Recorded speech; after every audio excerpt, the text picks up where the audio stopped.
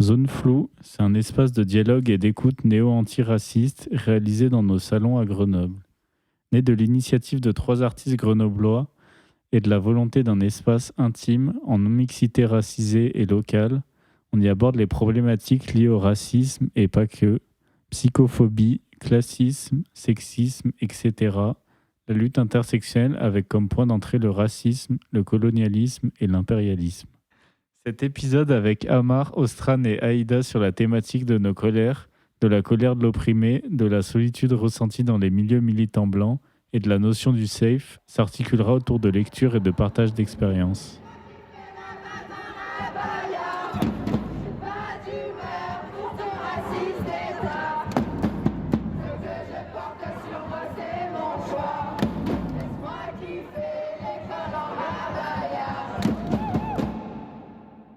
Zone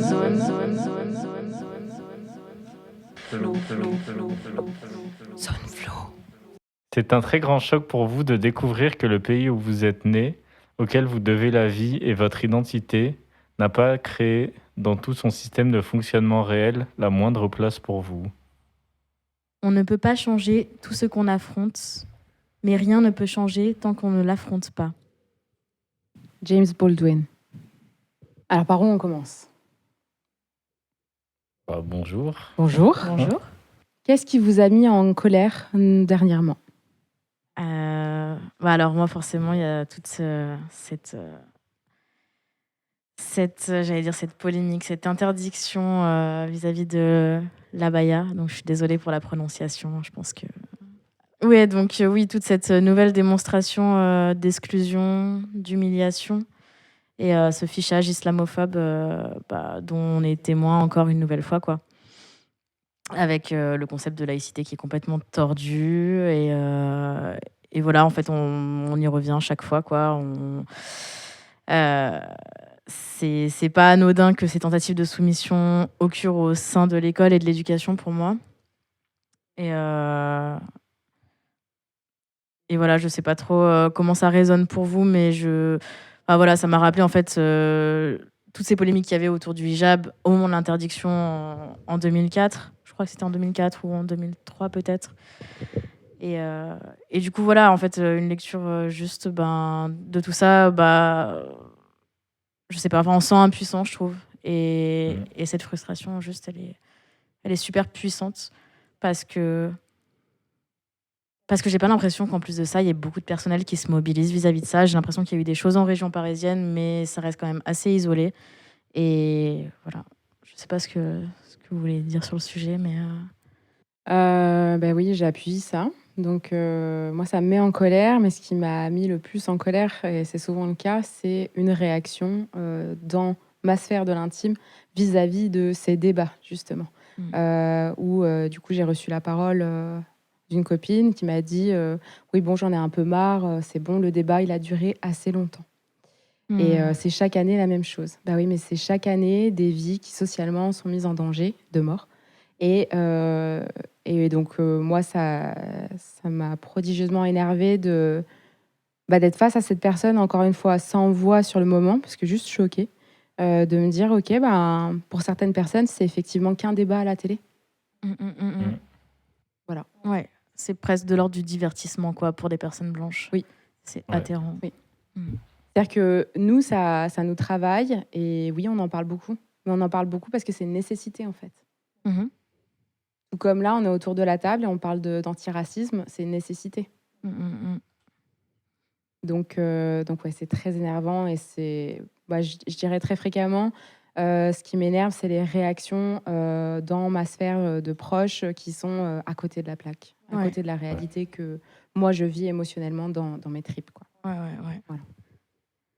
Ouais, je comprends totalement ça, ouais. C'est tellement contradictoire en plus que dans un pays qui met autant l'accent sur l'éducation, avec une école obligatoire, etc., on mette des jeunes dans l'impasse, en fait. Et comme d'habitude, en fait, c'est des jeunes, mais aux yeux de certaines personnes, on a banalisé le fait qu'on ne les considère pas comme des jeunes en besoin d'éducation, en besoin de... forcément, ça résonne avec ce qui s'est passé à la fin de l'année scolaire aussi, avec l'assassinat de Naël, évidemment, quoi. Et donc, on clôt l'année de cette manière. Voilà, il y a des jeunes racisés qui reviennent juste étudier, en fait, cette année dans ces conditions-là. J'ose même pas imaginer, en fait, ce que c'est aujourd'hui d'être une personne racisée, musulmane, dans cet environnement, quoi. Ouais. Je dis pas que c'était mieux avant, évidemment, parce que c'est juste, en fait, de plus en plus dans l'impasse, de plus en plus d'interdictions et de plus en plus visible, en fait, cette politique raciste et Oui, islamophobe. c'est ça qui m'inquiète, c'est que du coup, l'agenda raciste est de plus en plus visible. Donc nous, on tire les sonnettes d'alarme de plus en plus fort. Et c'est encore vu comme un débat, un énième débat à caler entre deux émissions, entre deux faits, entre le séisme et ceci. Enfin voilà, en fait, c'est... Non, c'est un agenda. Ouais. Carrément. Et oui, ça a encore montré que c'est des interdictions qui n'ont pas de fond et que tous les débats, on a montré que c'était des gens qui comprenaient rien à même ce que c'était des tenues religieuses ou quoi. Ouais, complètement. Et ouais, c'est encore... je sais pas, c'est énervant de voir des gens qui parlent de toi et qui racontent n'importe quoi. Ouais. En vrai. Ouais, qui désemparent complètement les personnes qui sont concernées par ces sujets. Carrément. Ouais.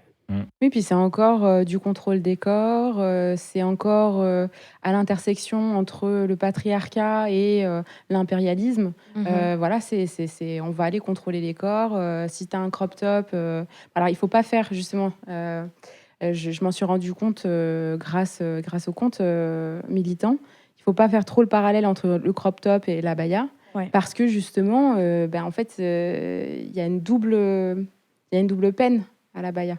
Et elle vient d'un passé colonial et bien sûr ça s'inscrit dans les luttes intersectionnelles, mais il faut faire attention aux parallèles. Il faut les faire parfois, mais il faut faire attention aux parallèles qu'on va effectuer. Ouais, bien sûr. C'est un type de sexisme qui s'inscrit quand même dans un environnement colonial qui est pas anodin, quoi. On est bien sûr. Ouais. Non, mais c'est vrai que c'est juste, c'est terrifiant en fait d'entendre des témoignages de profs, de journalistes, etc., qui vont renvoyer directement des jeunes femmes en fait au fait qu'on voit pas assez leur forme. C'est terrifiant et comme tu le dis, Aïda, ça s'inscrit complètement dans un passé colonial. On y est en fait, on peut que le constater, quoi. Ouais. Et toi, Amar? Moi, ce qui m'a énervé, je trouve qu'on a passé une semaine assez énervante, en vrai. Peut-être pour du contexte, on enregistre ça, c'est le 17 septembre, c'est la semaine de la rentrée 2023. Et du coup, il y a eu cette polémique sur l'abaya. Il y a aussi un jeune qui a été tué par la police, j'ai oublié le nom de la ville. Un jeune de 16 ans. Je sais pas s'il est mort ou s'il est en état de mort cérébrale, mais... Je crois qu'il est décédé dans la soirée du mercredi et j'ai aussi entendu des propos sur le fait qu'il était en mort cérébrale, donc je sais pas. C'est encore confus. Mais il y a ça. Il y a aussi une vidéo d'un enfant de 9 ans qui se fait arrêter par la police qui est assez horrible aussi. Et je trouve que c'était une semaine assez compliquée et qu'on n'a pas beaucoup pu respirer. On a été très ensevelis sous plein de trucs, Ouais, c'est terrible. Ouais, moi aussi j'ai vu la vidéo et j'avoue que j'ai senti que j'avais pas la capacité. Donc, c'est ça, il y en a trop en fait là. Ouais. C'est trop. Ouais, c'est une déferlante de violence là. Oui, parce qu'il me semble que tu as des infos sur pourquoi il a été plaqué au sol. Il me semble que il a reçu des injures racistes. Il s'est défendu. Ah ouais? Il s'est énervé. Et il s'est fait plaquer au sol. D'accord. Par un policier. Ouais, un gosse de 9 ans, c'est... Et de toute façon, les corps... de toute façon, c'est ça qu'on nous dit. Hein.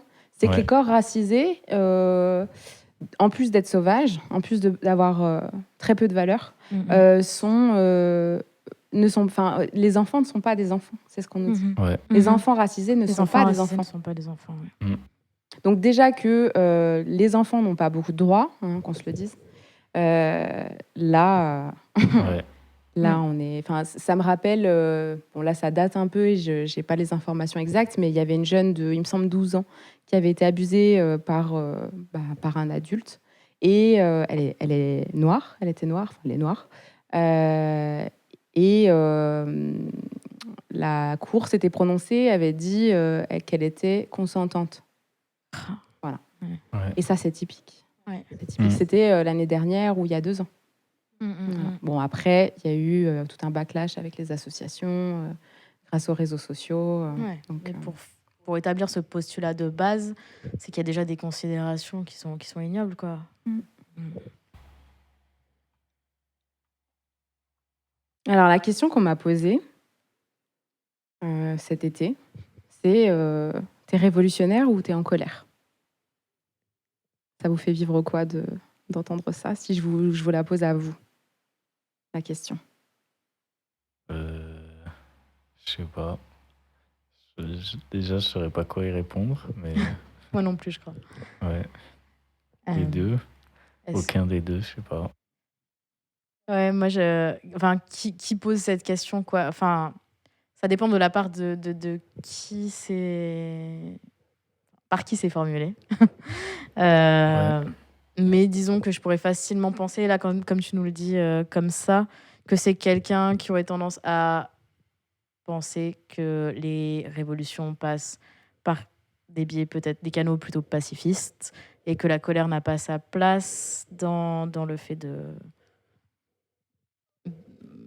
revendiquer des choses, quoi, qu'il faut le faire de manière calme et tempérée. Enfin, c'est ce que ça m'évoque, en tout cas. Oui. Bah, du coup, oui, effectivement, j'ai l'impression qu'on délégitime la colère. Enfin, tout ce qui est émotion, on va le mettre d'un côté. Et du coup, la lutte doit être purement théorique, intellectuelle, doit se mener avec des actions réfléchies, posées, stratégiques. Et donc moi, je l'ai reçue cette question il y a quand même déjà plus d'un mois. Et je me dis, bah oui, mais je pense qu'on peut être révolutionnaire et en colère. Voilà. Après, c'est comme la définition du militantisme pour le dernier podcast. Je me considère militant, militante et révolutionnaire. Parce que je pense qu'à un moment, il faut se donner la légitimité. Du coup, je prends. Mais du coup, je dirais les deux. Révolutionnaire et en colère. Et c'est tout à fait possible de conjuguer les deux. Et je dirais même que c'est nécessaire. Ouais. Ouais. Ah ouais, c'est nécessaire, effectivement. Surtout en tant que personne racisée, sexisée, être en colère, c'est une force, quoi. Enfin, Ouais, c'est une bien question, voilà. Puissance ou violence. C'est clair que la colère est un moteur aussi de nos luttes, en fait. Enfin, s'il n'y avait pas de colère, il n'y aurait pas vraiment de raison de lutter, au final. C'est aussi à l'origine d'un besoin de s'organiser pour faire la révolution, quoi. Oui, c'est ça. Donc, ouais. C'est ça, de base, la colère, c'est pas une émotion négative, c'est que depuis récemment qu'on commence à avoir des articles sur la question, mais la colère, on la voit comme quelque chose de négatif, aussi parce qu'elle a été modelée beaucoup par le patriarcat. Donc, ce qu'on a comme image de la colère, c'est l'image d'un homme qui se déverse, parce qu'en fait, la seule émotion à laquelle il peut accéder, c'est la colère. Mais la colère, à la base, c'est pas ça. La colère, c'est un non. La colère, c'est dire c'est injuste, c'est discriminatoire, je refuse ça.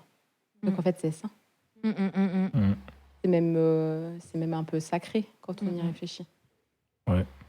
Complètement. D'autant plus quand elle est partagée au sein de communautés. Ouais. Et qu'elle peut être extériorisée de manière commune, quoi. Ouais, je pense qu'il y a un truc aussi assez blanc de pas vouloir traiter les émotions, de pas vouloir... Ouais, je sais pas. Que les blancs, dès que t'as des émotions, ils veulent se calmer, ils veulent pas débattre avec toi, alors que... Ouais. Ouais. La colère chez les blancs, enfin chez les Français, déjà, se déverse dans l'intime, quoi, au final. Et il faudrait surtout pas la montrer. Ouais. Oui, et puis justement, Audrey Lordet, dont on va lire quelques extraits tout à l'heure, on parle bien du fait que quand elle exprime sa colère face à des féministes blanches, elle reçoit des remarques lui disant mais là je culpabilise trop, là c'est trop violent pour moi. Voilà. Et donc il faut toujours prendre soin de l'autre en étouffant notre colère. Sauf qu'étouffer notre colère aussi, ça crée véritablement, là il commence à y avoir des recherches, ça crée des maladies physiques. Il y a des liens qui sont faits entre colère qui enfouit et cancer. Donc là on part sur une forme extrême de somatisation, mais la colère c'est une violence si on ne l'exprime pas. Donc, Mhm. il faut qu'elle sorte. Et puis quand on l'exprime pas sur des générations et des générations de personnes migrantes, évidemment que ouais, ça semble pas déconnant que ça provoque toutes sortes de somatisations, dont des cancers. Enfin, je pense que j'ai l'impression que notre refus aussi de, enfin, je parle pas forcément en votre nom, mais je veux dire, j'ai l'impression que dans nos communautés, en tout cas, il y a un refus d'intérioriser plus cette colère parce qu'on a aussi vu des personnes de nos familles, de nos communautés s'enterrer sous des tonnes de colère et effectivement somatiser. Enfin, on a aussi vu des santé tellement altérées et par le travail et par ces violences et cette colère qu'on doit réprimer sans cesse qu'il y a un refus aussi de laisser passer ça, quoi. Mm. Il y a un refus de plus ravaler cette colère, toujours plus, quoi. Du coup, pour rebondir sur ce que tu m'as demandé au dernier épisode, la colère est-elle une forme de soin? Je trouvais ça intéressant que tu prennes cet axe-là. Et merci de m'avoir posé la question parce que j'y ai beaucoup réfléchi. Et effectivement, je pense que oui. Oui, c'en est une. Quand elle est saine. Ouais. Quand elle est exprimée avec respect pour soi, avec respect pour l'autre. La colère, oui, est une forme de soin parce que c'est une émotion, donc c'est du mouvement. Et tout mouvement participe à la révolution. Donc, en tout cas, voilà, j'ai posé la question et j'y ai auto-répondu. Mais la colère est-elle une forme de soin pour vous? Eh ben, c'est super intéressant ce que tu dis sur le mouvement. Ouais. Enfin, oui, effectivement. Est-ce que c'est une réparation? Est-ce que c'est se faire justice à soi et du coup ça équivaut à une forme de soin? Enfin, se faire justice à soi et aux autres. Est-ce que Bonne question. On a un livre, Se défendre de Elsa Dorlin, qui fait beaucoup de 200 et quelques pages. Et voilà, qui traite de la question. Et bon, il y a plein d'autres ouvrages et plein d'autres sources, mais excellente question. Ouais. Et je pense que exprimer la colère dans un premier temps, en tout cas, c'est une forme de soin. Ouais. Surtout nous qui sommes du coup dans les milieux artistiques, donc on est habitués à l'expression de soi, l'expression via différents, on dit médias au pluriel, médias, via différents médias et ça, je pense que c'est vraiment une forme de soin que de la sortir. On a déjà cette chance-là et ouais. Et quand tu parlais de colère saine, est-ce que tu as une idée de ce qui différencierait une colère saine d'une colère moins saine? C'est une vaste question. Je pose beaucoup de vastes questions. J'adore. En fait, là, je faisais la grimace. Donc vous pouvez pas voir, mais je le dis. Parce que je sais pas. J'ai beaucoup fait de recherches justement sur la colère et notamment la colère politique. Et j'ai été étonnée de ne pas trouver beaucoup de ressources, en fait. Ou alors des ressources peut-être un petit peu trop théoriques et pas assez axées émotion. Et je trouve ça délicat de poser une définition de la colère saine vraiment hyper encadrée, parce que ça voudrait dire que certaines colères sont légitimes et d'autres non. Ouais. Et ouais, je trouve ça un petit peu dangereux. Ouais. Qui définit une colère légitime, enfin ce qui est légitime en tant que colère, ce qui ne l'est pas, quoi. Ouais. Parce qu'on sait déjà qu'effectivement en France, la colère légitime, ce serait une colère hyper calme, écrite en poésie et éditée par une grande maison d'édition, voilà, validée par des institutions. Ok, bon. Une colère qui déborde pas trop. C'est vrai. Ouais. Si ça rime, c'est bon. Si ça Ouais. rime. Non, et encore, parce que le Ouais, rap, il n'est pas du tout... Oui, c'est vrai. Ouais. Non, en fait, non. Même, tu vois, même ça. C'est vrai. Ouais. Si c'est blanc, c'est bon. C'est une bonne colère. Ouais. Ouais. Donc, ouais, Mm. bonne question. On aura peut-être des pistes au prochain podcast. Mais du coup, ça me fait penser à la définition de safe, tu vois. Parce que du coup, si la colère est jugée malsaine, du coup, s'il y a une colère saine, il y a une colère malsaine, ça veut dire qu'elle n'est pas safe. Et du coup, ça me fait réfléchir à cette définition de safe.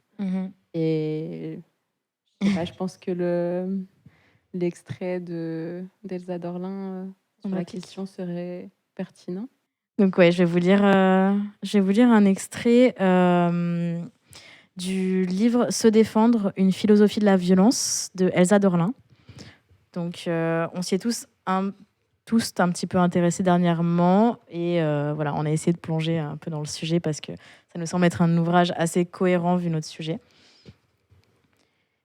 Safe est un pharmacone, un remède, une injonction qui soulage. Mais c'est aussi une injonction qui empoisonne, qui contraint des vies militantes à la retraite, qui les pousse à quadriller leur propre camp de retranchement, à purger leurs rangs. Plus on se protège contre l'insécurité, plus on épuise le pouvoir de ce que signifie une communauté, solidaire, coalisée, de laquelle puiser la puissance et la rage, plus on réalise une forme de biopolitique à l'échelle des luttes, un biomilitantisme.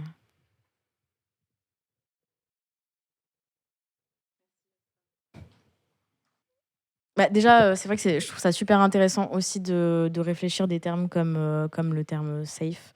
Enfin, on a eu une discussion là-dessus récemment au sein du podcast.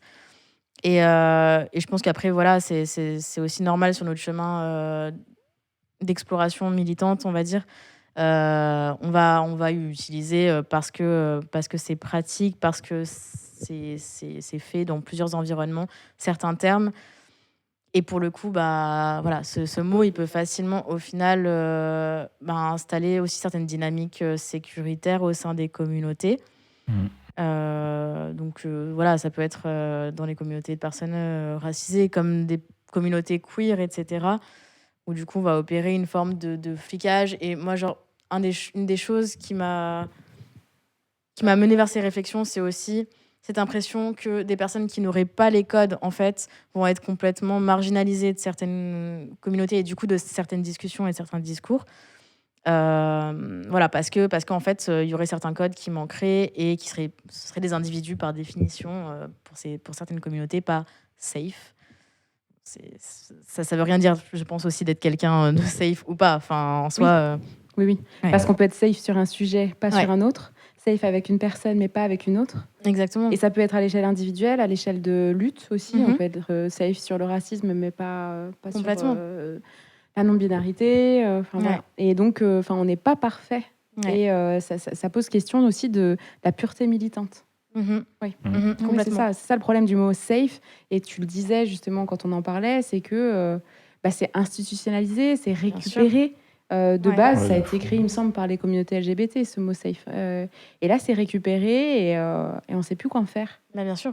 Ouais. Il y a des lieux qui ont commencé à capitaliser dessus, que ce soit des espaces, on l'a vu aussi à l'espace, en termes d'espace pour tout le mouvement Balance ton bar, etc., avec des étiquettes un petit peu pour certains bars qui se disaient safe avec un gros hashtag devant. Et au final, ça ne veut plus rien dire parce qu'en fait, non, il n'y a pas d'espace où il est impossible de se faire agresser, c'est nier beaucoup de réalités aussi de terrain, quoi, de se dire, là, aucun acte de racisme ne peut être proféré à cet endroit, à cet événement, c'est complètement... Enfin, ça pose question. C'est complètement absurde. C'est complètement absurde. Et ouais... Et je ne sais pas si vous vouliez parler encore un petit peu de Se défendre de Elsa Dorlin, parce qu'il me semble qu'on en discutait tout à l'heure et qu'il y avait des choses qui vous paraissaient assez denses dans l'écriture. Enfin, on a une première approche qui peut être un peu... Justement, c'est l'un des ouvrages, c'est super. En fait, je pense que c'est un très, très bon outil théorique. Et puis aussi qui retrace historiquement l'histoire de la violence, la non-violence, les États-Unis et ailleurs. Voilà, pas que les États-Unis, encore une fois, parce que ça, c'est une critique qui revient régulièrement, c'est que la théorie vient souvent des États-Unis et qu'on a besoin de revenir à l'échelle de la France. Donc ça, c'est super, mais c'est vrai que il est un peu inaccessible comme ça, je pense.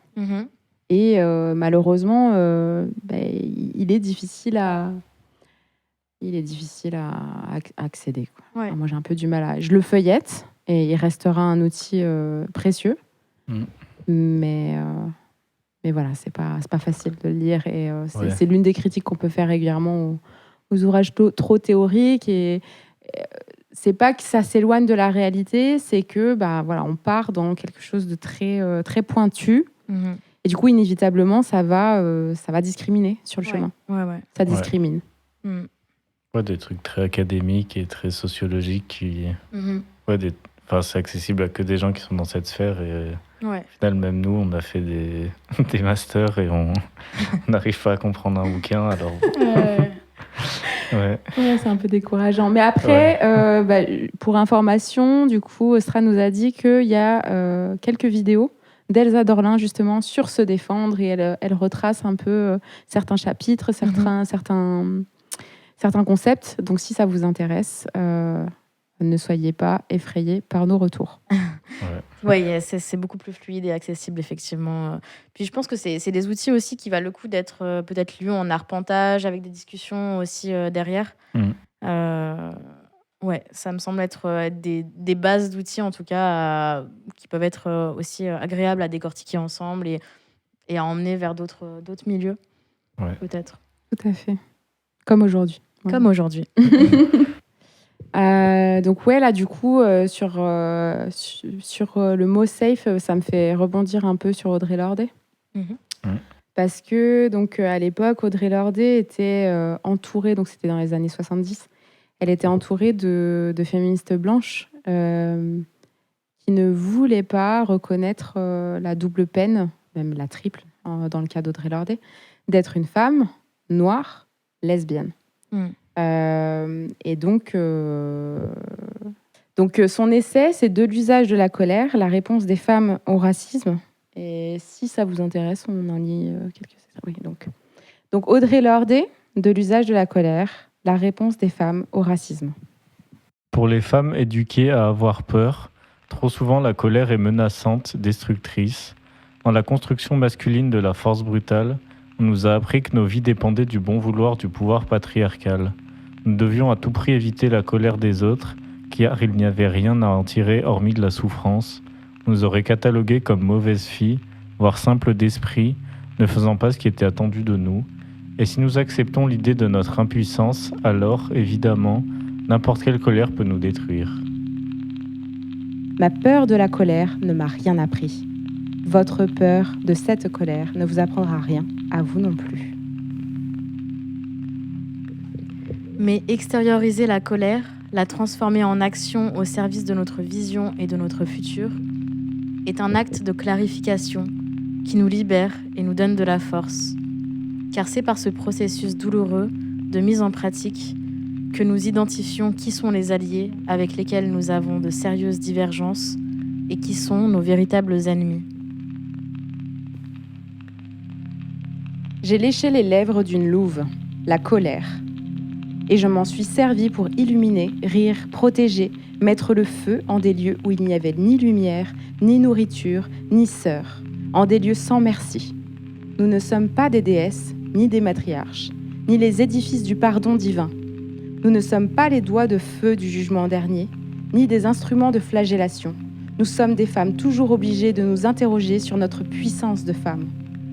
Nous avons appris à utiliser la colère comme on utilise la chair morte des animaux. Et blessés, maltraités en nous transformant, nous avons survécu et grandi. Nous continuons notre chemin, avec ou sans les femmes qui ne sont pas de couleur.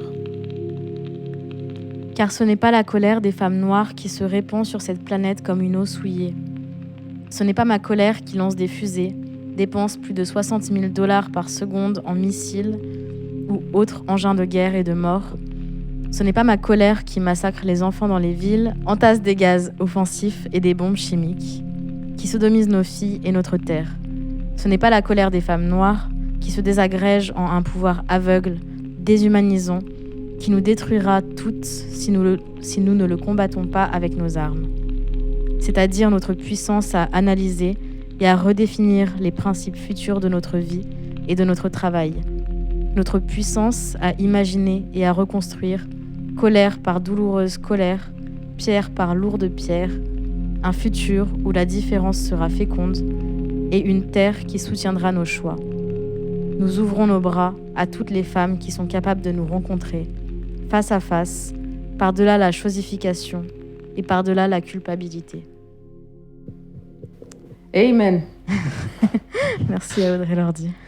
Ouais. Et à vous. En fait, ça me parle particulièrement actuellement parce que donc là, tout récemment, j'ai décidé de me défaire de tous mes engagements politiques dans des groupes qui sont principalement blancs. Et ma colère cet été était principalement due effectivement au meurtre de Naël, mais surtout à la réponse que je voyais dans ces cercles blancs. Et être l'autokène de couleur ou être invisibilisée quand j'essaye de parler de ces sujets-là m'ont fait me sentir beaucoup plus proche de ces propos. Ils ont été écrits en 1972, il me semble, ces propos-là. Et je me dis, OK, là, aujourd'hui, on est face à des féministes blancs et blanches, qui ont accès à ces contenus théoriques, qui ont été, pour la plupart, traduits en français. Donc là, maintenant, ils sont accessibles et on se retrouve face à des gens, des militants, qui les citent, mais qui n'actent pas ce qu'ils ont lu. Et moi, ça me met profondément en colère. Je préfère quelqu'un qui ne lit pas, mais qui a le cœur ouvert et qui est prêt à faire face à sa propre culpabilité, comme elle le dit, plutôt que quelqu'un qui lit énormément et qui performe la militance. Je suis fatiguée. C'est usant. Du coup, là, si vous êtes OK avec ça, je peux lire mon texte à moi. Sauf si Amar, tu as quelque chose à dire. Non, ça va, vas-y. Okay. Je te laisse. Ou est-ce que vous voulez rebondir sur quelque chose d'Audrey Lorde? Je crois que on a lu beaucoup de choses et que ce que tu viens de dire, ça résonne en fait. Ça résonne énormément. Du coup, j'ai plein d'idées à la seconde. J'ai plein de choses à dire. Mais je vais essayer de synthétiser, en tout cas en réaction à ce que tu viens de dire. Je pense que ce qui peut faire choc dans ces milieux aussi qui se disent militants, etc., c'est justement en fait que quand on se rend compte qu'on ne partage pas la même colère et surtout qu'on ne partage pas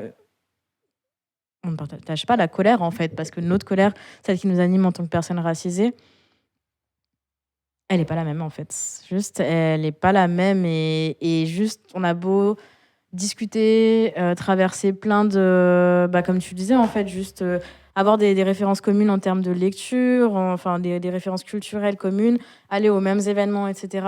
Il y a un moment où on sent la bascule et ça fait violence en fait, ça fait violence hyper fort. On se sent seul en fait. En tout cas, je sais pas si j'ai fréquenté autant de milieux militants que toi, Ida, ou que toi, Amar, mais j'ai eu l'impression que ça a été assez récurrent dans ma vie en fait de me sentir entourée de personnes qui avaient un certain capital culturel et qui du coup pouvaient défendre des idées antiracistes, etc. Des personnes blanches, assez bourgeoises au final, assez cultivées et tout, et qui du coup allaient brandir certaines références assez facilement et en fait me rendre compte au bout d'un moment pour quelque chose pas d'anodin, j'allais dire, mais en tout cas quelque chose qui révèle plutôt du racisme ordinaire ou des choses comme ça, en fait, me rendre compte qu'on n'est pas ensemble en fait et ça brise en fait, parce que voilà, ça c'est des choses qui peuvent occurrer aussi au sein du couple, au sein de groupes d'amis ou au sein de camarades, on va dire, militants. Et c'est hyper déstabilisant, je trouve, de juste être super en colère pour quelque chose qui est arrivé ou être un fait historique qu'on a croisé. Moi j'ai le souvenir de ça avec un ex, notamment être tombée en fait sur un billet de blog d'une médecin perçue comme féministe sur Twitter, qui avait eu des propos genre vraiment infects sur une patiente qu'elle avait eu, une patiente nord-africaine, et qui disait qu'elle en pouvait plus de ses patients avec des propos extrêmement racistes que j'ai pas envie de relater ici parce que ça m'avait brisé en fait de l'intérieur. Et j'ai beau lire beaucoup de choses terribles comme vous tous ici, là ça m'avait vraiment mis très très mal. Et je me souviens de la réaction de mon ex et d'avoir compris beaucoup de choses au moment où je partageais ce billet de blog avec lui en larmes en fait, et en lui disant regarde, c'est ignoble, et d'avoir vu cette froideur en face et ça me choque pas, mais pas ça me choque pas parce que malheureusement le racisme existe et que ça se retrouve, mais ça me choque pas parce qu'en fait, moi j'ai déjà pensé des trucs comme ça et ça a fait violence d'une manière. Enfin, je veux dire, voilà, c'est hyper violent en fait dans la sphère de l'intime comme ça, ou même encore une fois, les sphères militantes, de se rendre compte que juste, voilà, des personnes qui vont avoir, après en apparat, des discours antiracistes, etc. Juste, en fait, ils la ressentent pas cette colère parce qu'en fait, ils la vivent pas, en fait, ils l'ont pas dans leur chair. Enfin, ils se sentent pas en danger, ils se sentent pas dans une conditionnalité perpétuelle par rapport à ce pays. Et donc, non, évidemment, ils la savent pas, cette colère, quoi. Ouais.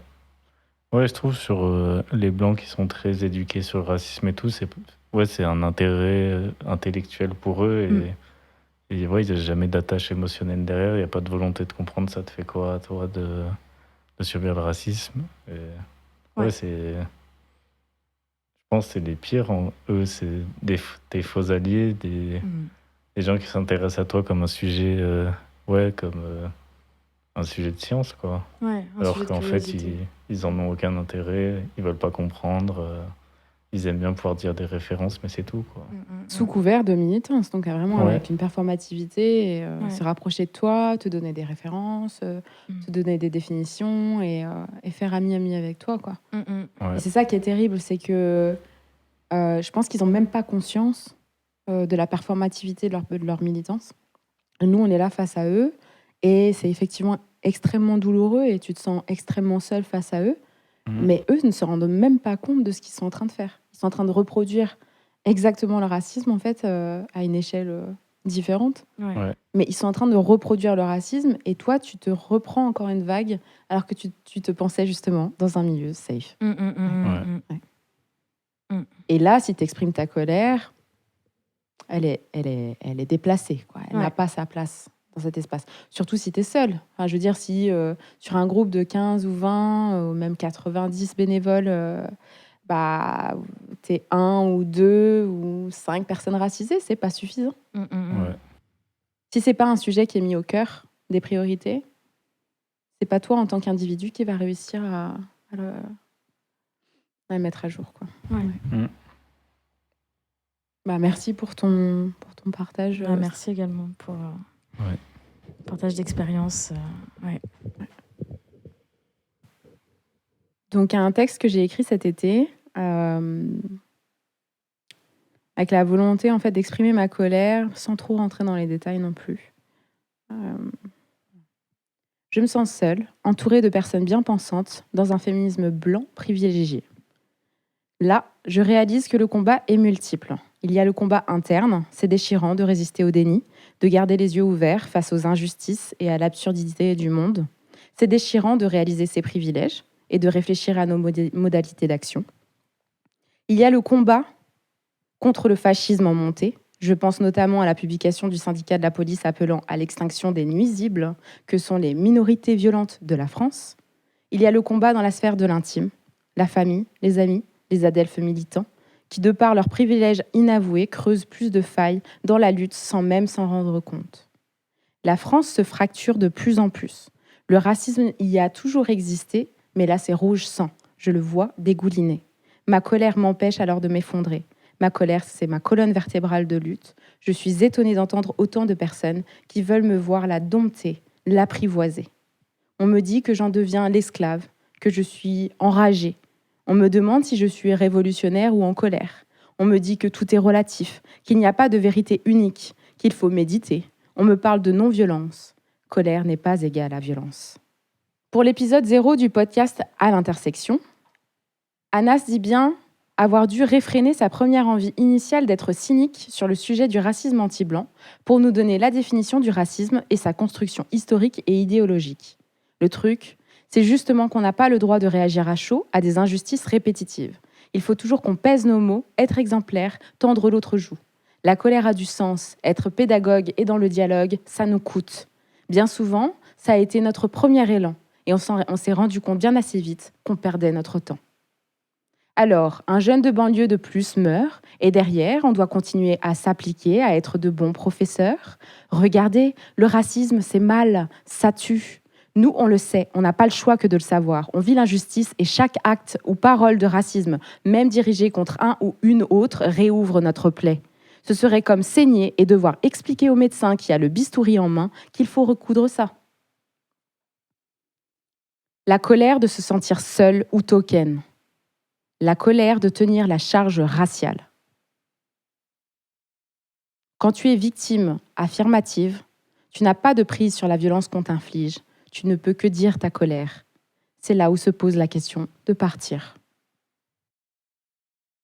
Merci à ces auteurs et autrices qui nous accompagnent. N'hésitez pas à nous contacter et à très vite pour notre prochain épisode.